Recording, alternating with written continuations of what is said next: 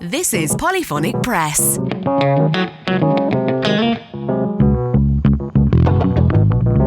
podcast where two music fans pick a classic album completely at random.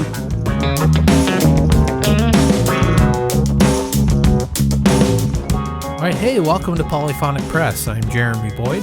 I'm John Van Dyke. And let's not waste any time. We've got the patented random album generator right in front of us here. So let's hit the button and see what album we're going to be listening to this week. And the album we're going to be listening to is the Yardbirds' Roger the Engineer, a.k.a. Over, Under, Sideways, Down. I love this album. Here is a description of the album. It says, Roger the Engineer is the 1966 studio album by the influential British rock band the Yardbirds, widely regarded as a classic of 1960s rock. Originally released in the UK simply as Yardbirds and in the US and some other countries as Over, Under, Sideways, Down, it became known as Roger the Engineer thanks to the quirky cover drawn by band member Chris Dreja, depicting the band's audio engineer. The record stands out in the Yardbirds' catalog for several reasons. It's their only UK studio album made up entirely of original material, and it's the sole album featuring Jeff Beck on all tracks, showcasing his innovative use of guitar effects and fearless experimentation. Musically, the album blends blues rock roots with touches of psychedelia, hard rock energy, and adventurous sonic textures, from the driving rhythm and catchy hooks of Over, Under, Sideways, Down to the raw blues grooves of the Nazar Blue, and the more atmospheric chant-like elements found on tracks like Turn Into Earth and Hot House of Omagarashit. Critically, Roger the Engineer has grown in stature over the decades. It reached the UK top 20 on release and has since been celebrated in retrospectives. It appears in Rolling Stone's list of the 500 greatest albums of all time and in the book 1001 Albums You Must Hear Before You Die.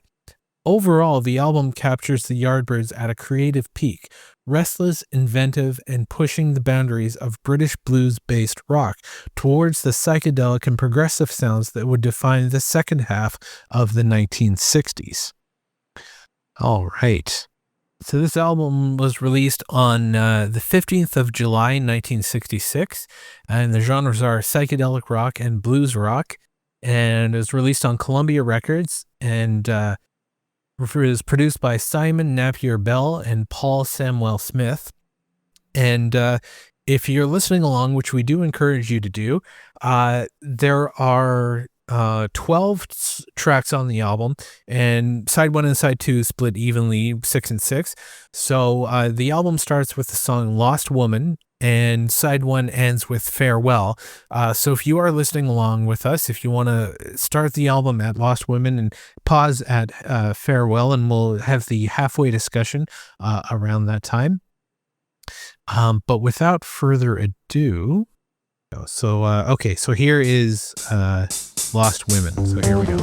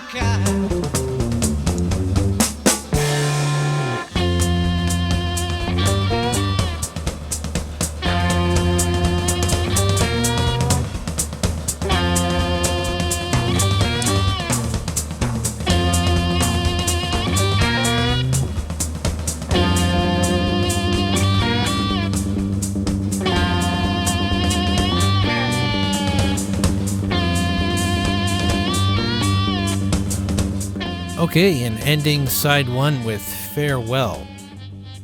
Yeah, I mean, this is a great album so far. I think I have heard this album, but not in a very, very long time. Yeah, it's just great. There isn't anything bad to say about it, really. Yeah, it's just a great album. They're a great band. I know like the guitar players get a lot of attention, but the rhythm section is amazing. The drummer and the bass player are really great together, and yeah, but yeah, the whole band is just fantastic. Yeah. Yeah.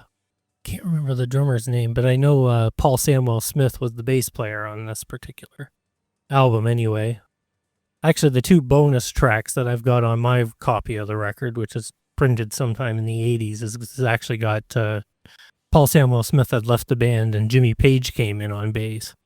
So, and that's Psycho Daisies and Happenings 10 Years Time Ago, which was a single they put out after this album. So, yeah, it's Jim McCarty on drums. Jim McCarty, that's his name, yep.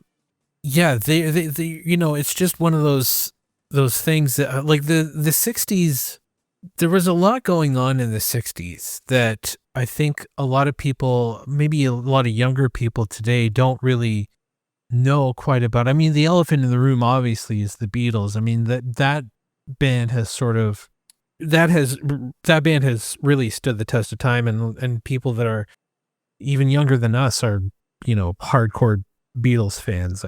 But I think it's easy to forget. And I wasn't obviously alive in the 60s, and we weren't around, but I feel like we've sort of we're at least a little bit somewhat aware of the culture of what it was like in that time. We'll never know exactly what it was like because we've never experienced it, but I think a lot of the music kind of gets lost. And, I think people know who Jeff Beck is, and guitar nerds know who Jeff Beck is, and people know who Led Zeppelin is, and they might not know that Led Zeppelin was sort of a spin-off of the Yardbirds.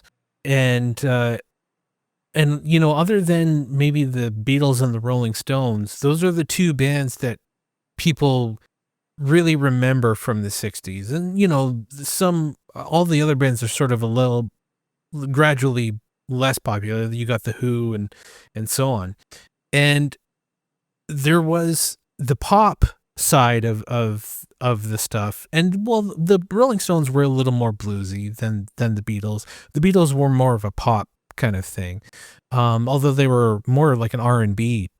But there was this other movement in England that I don't think gets talked about quite a bit these days, which is the British blues that was happening. And you've got obviously you've got the original Fleetwood Mac, you've got the Blues Breakers. Obviously the blues is an American, it started invention, and an American Black American invention, and so it's a bit these days. It's a bit of a sensitive topic, I think, talking about these guys in England doing the blues. But I think they're revering the blues. Oh, they absolutely were. England in the 60s was like one of the best places for established blues artists to actually travel to and play shows for. When people in the States were basically ignoring them, they went to England and were selling out venues and stuff like that. So, yeah, the people I just recently saw a documentary about, it's not blues, but it's R&B, which it was about Stax Records. And initially, all the people that were on Stax, like Otis Redding and Sam Cooke, they really hit big in England before they did in America, which is I didn't know that, but it's like they were, I think England or the UK in general, I include Scotland and Northern Ireland in that. The UK in general seemed to be more open. There were still, they talked about in that documentary that there were still places in the States that they just couldn't play just because they were black, but they could play all over the UK. And so they were sort of embraced in the UK first before they made it in America. And I think, like you were saying, a lot of the blues artists, like a lot of the blues artists, it was blues, R&B, and like all the soul music, all of that, for some reason, they made so much money playing in England, and they were just loving it.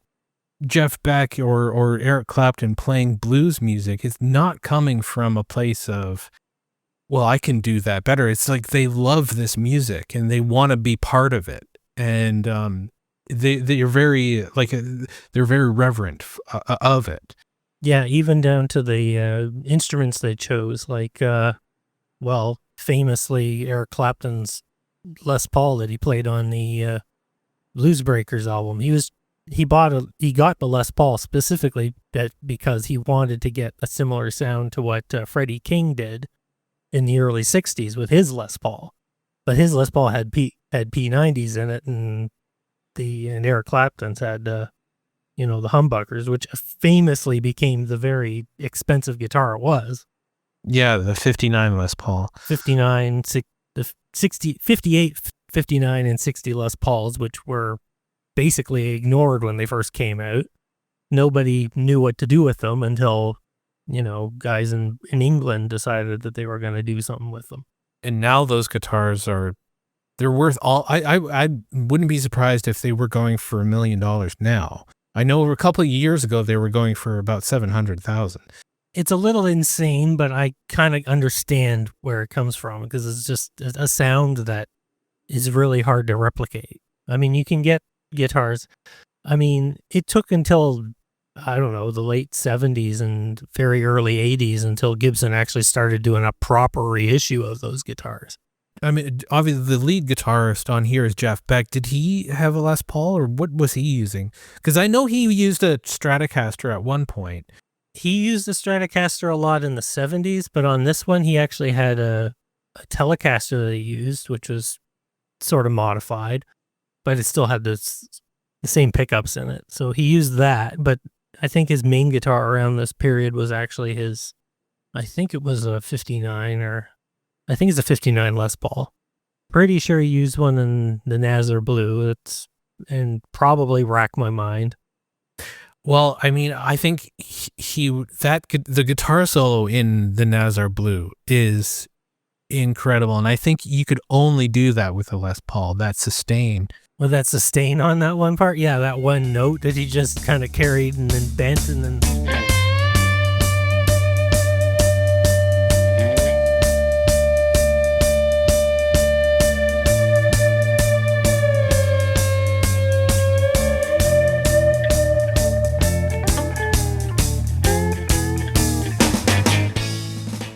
Yeah, I know. That's crazy.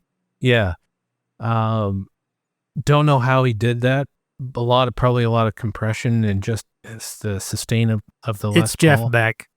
It's Jeff Beck. Yeah. There's a story. I think it was Alice Cooper was talking about seeing Jeff Beck in the 60s. I think it was with the Yardbirds. They were playing Alice Cooper, he's from Detroit, and they were playing somewhere in that area, and watching Jeff Beck, what was it? He had the guitar feeding back with the amplifier, and he was holding it in one hand by the neck, and he was letting it drop like just a little bit and catching it in the neck. But as going down the neck, he was doing triplet, and it's like, how?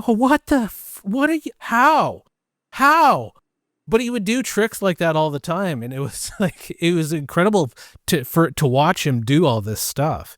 There's lots of stories of him doing crazy stuff like that. People talk about Hendrix putting on a show, but Jeff Beck was right up there. Oh, he was. Yeah, and I think Hendrix was like the only guitar player that really threatened Jeff Beck's position. And Eric Clapton's, like, both of them were thinking, boy, this guy's really good. I'm a little intimidated. when Jimi Hendrix went over to England. Yeah, he created a bit of a splash there. Around this time, actually, it was 66. So Yeah, exactly. But I do have a few interesting facts about the album. The album almost had a completely different set of songs. Before the sessions that produced what became Roger the Engineer, the Yardbirds recorded another set of instrumental tracks with working titles like Jeff's Blues, Pounds and Stomps, and Crimson Curtain under an early project titled An Eye View of Beat. These were scrapped when the band switched managers, and most were only released later on our archival compilations. I have a compilation with those songs on it. Yeah. That's cool. Yeah, I wonder why. I wonder what happened, if there was like a contractual thing with the manager or something. The tracks are interesting, but they're not nearly as good as what's on this album. So, you know, I mean, I can't say they're really bad or anything like that. The album's got a lot of, not the album, the compilation I've got, it's got a lot of stuff where they recorded stuff for Germany and they record stuff for France and stuff like that. I can't remember exactly what all was on it. But yeah, the sessions for this that produced other songs are all on this other thing. And yeah, it's mostly instrumental, and it's a cool thing to have, but it doesn't run very well as an album. It drags a bit. This album is way better. And I think they were having problems with another engineer. Actually, I think that's partly why Chris Dreja drew him on the cover like that. So, well, that's a good segue to the next one. It was the album was written and recorded under extreme time pressure. Unlike many classic LPs that had weeks or even months to take shape, Roger the Engineer was written and recorded almost on the fly, the band members, especially Jeff Beck, adding significant overdubs in long, late-night sessions over just a few days. Producer Paul Samuel Smith later said the group only had about 5 days to complete what would become their definitive studio statement. 5 days! They recorded this in 5 days. Yeah, that's kind of insane. And how many different takes did they have to do of these songs? I don't imagine they were able to pull off too many takes. No, I wouldn't think so. But they did a pretty good job. Yeah. Yeah, I think so. I mean, you know, it's not like sometimes time constraints can really make you do your best work. Sometimes if you have too much time, you procrastinate, you second guess yourself. Sometimes when you don't have the choice of, you just have to make a decision and go with it. Sometimes that's your first instinct is often the best time. And if you have too much time to overthink it and... Oh, I definitely agree with that. I think 5 days is a little bit too much of a constraint. That's not reasonable. I don't know why they only had 5 days, whether the band was just that poor at the time. I don't know. It could have been scheduling. It could have been maybe they recorded it during a break and during a tour. Yeah, maybe. They just had 5 days and before they had to go back out on the road. Could be. Yeah, they were pretty busy around this time. And so, as you were saying earlier, the cover art's title came from a real person. The colloquial title, Roger the Engineer, wasn't the official LP name. It came from the quirky, almost doodle-like caricature of the band's actual recording engineer, Roger Cameron, drawn by Yardbirds rhythm guitarist Chris Dreja. Fans adopted the nickname because the official UK title was just Yardbirds, and the distinctive art made it easy to refer to it differently. So Roger the Engineer is it's become the official title, but it's the title that people know it by. Yeah, because to just say, oh, that Yardbirds album. It's the same reason with the Beatles' White Album. The official title is just the Beatles, but people refer to it. Yeah, exactly. If I say, the album they put out called The Beatles, most people wouldn't know the hell I was talking about. If I say the White Album, people go, oh yeah, the White Album. So it's the same thing here. And this is kind of cool. The 2021 and the 50th anniversary But the 55th anniversary. 55th anniversary reissue sparked a new interest. Decades after its release, Roger the Engineer saw a resurgence due to deluxe reissues, mono and stereo mixes, bonus tracks, and rare alternate versions, and special box sets featuring essays, rare memorabilia, and new interviews with surviving band members and producer Napier Bill. These reissues include previously unreleased early mixes, including one where you can directly hear Jeff Beck's guitar parts in a raw form. So I guess this reissue is sort of... I think that's what we're listening to right now. And the number 5 is it achieved chart success after its original era. Although the album's original UK release peaked at number 20 in 1966, Roger the Engineer gained new chart life decades later in late 2024 and into 2025. Thanks to renewed interest in the reissue, the album re-entered the UK charts, including the official download and vinyl charts, becoming the Yardbirds' first entry on some of those modern charts decades after the band's heyday. So they have, in the last few years, they have sort of regained some popularity that they hadn't had in a very long time. Which is cool. I didn't know they had that kind of resurgence in England at the moment. Yeah. That's kind of cool. That is very cool. No, I discovered them in high school for the most part. Digging, put on my dad's Led Zeppelin albums, and then you just do an internet search and find out all this stuff about, Eric Clapton was in a band called Cream. Oh, that was, you just kind of follow the trails, which was, it's funny thing about that record. Somebody was mad at somebody and scratched the hell out of the one side of the album, but it didn't affect it. Oh, okay. The record still plays just fine. Right. But it just doesn't look It doesn't look very good. You look at it and go, whoa, I don't want to put that on, but no, it plays fine. That's good. Yeah, I think I discovered it through you. I think you discovered it first, and then it's like, oh, what's this? It's the Yardbirds. It's like, oh, this is cool. So anyway, those are some interesting facts about the album. But I guess we'll get back into the second side, and it starts with Hot House of Omagarshid. I don't know how. Omagarshid. Yeah. I think they're trying to hide a dirty word in there, but I'm not sure. But anyway, here we go. Here's side 2.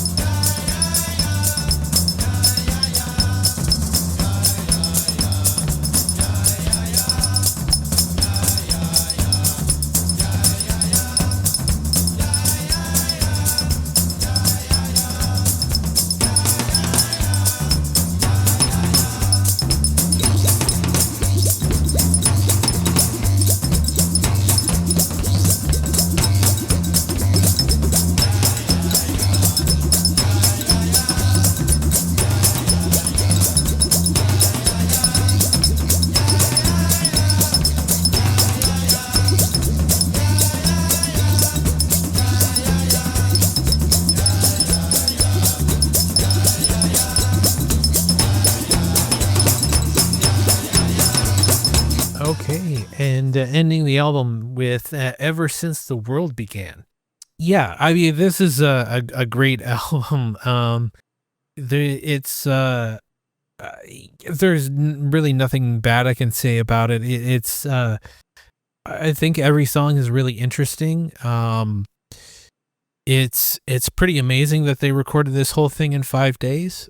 Yeah, it's just overall, it's a pretty fantastic album. The guitar work on it is great. Obviously Jeff Beck. Yeah, I don't really have anything else to say about it. It's just a great album. It's one that sort of got me. It's a little bit before the psychedelic era, but it's like highly imaginative, the stuff that's going on in here. It's not your typical rock album. It's not your typical blues album. It's got a little bit of all that, but it's got other things as well. It's just, yeah, it's really interesting. Yeah. And I noticed some of the guitar work on the song "What Do You Want." Some of the stuff like that's really early, almost heavy metal style. The lead guitar, and I think that was maybe that's maybe where that started.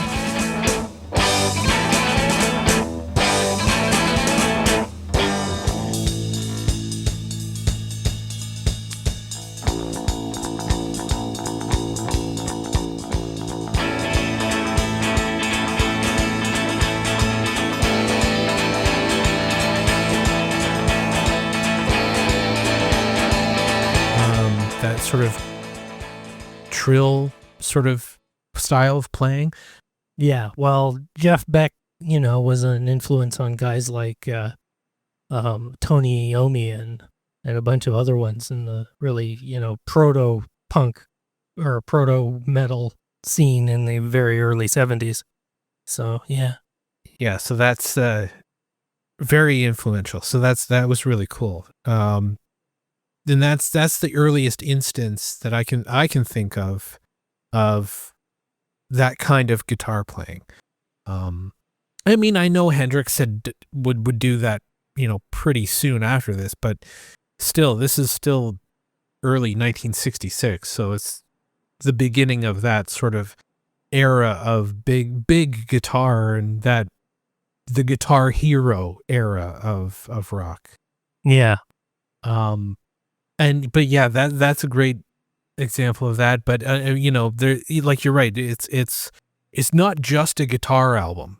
There's so much interesting, weird psychedelic stuff going on. Like you're right. It's not just a typical rock album. It's so much more than that. I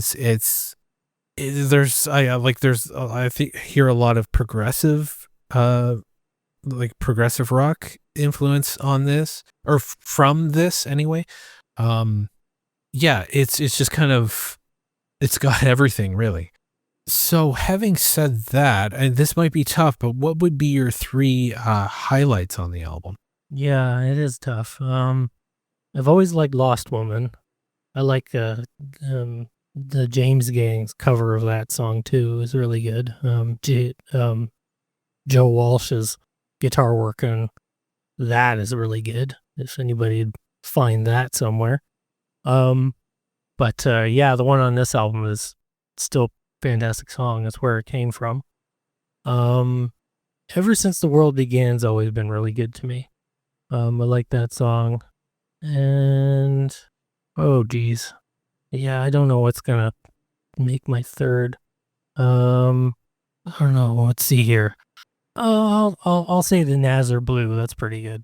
Yeah, I think you've got 2 of my picks. I think mine are probably Lost Women and the Nazar Blue. I mean, that guitar solo with just the one note and he bends it. I mean, that's worth the price of the whole album. And that's just so cool to me. And my third pick is probably, again, What Do You Want? Because yeah, the guitar work in that is great, but it sort of scratched that part of my brain that really appreciates a good arrangement of a song. And that definitely has that. It's sort of like the drums were kind of like a big band jazz kind of thing. And it was almost like a Bo Diddley. The chorus was kind of a reference to Who Do You Love by Bo Diddley, but it wasn't exactly a ripoff. They were doing their own thing with it. So I really like that. So that would be my third pick. I, just for the sake of the episode, I'll ask the question, but I know the answer is, would you listen to this album again? Oh yeah, have and will. And yeah, I got to find the record and I'll put it on again. So it's an amazing album, and I'm going to listen to it again soon, for sure. So yeah, absolutely. So I guess we'll end the episode there. Thank you so much for listening if you made it this far. We would love to hear from you. If you want to go to our website, polyphonicpress.com, and go to the contact page, and you can drop us a line, and we would love to maybe read some of your comments on one of these episodes. That would be really cool. And while you're there, you can check out all of the past episodes that we've done so far. And if you want to help out the show, you can go to our Patreon. Go to patreon.com/polyphonicpress. And lots of cool stuff there. You can pick an album for us to review and get a shout out during these episodes. And you can get these episodes the day before they go live. So check that out if you want to help out. And if this is your first time listening, you be sure to follow the show and leave a rating and review. And I think that just about does it. I'm Jeremy Boyd. And I'm John Van Dyke. Take it easy.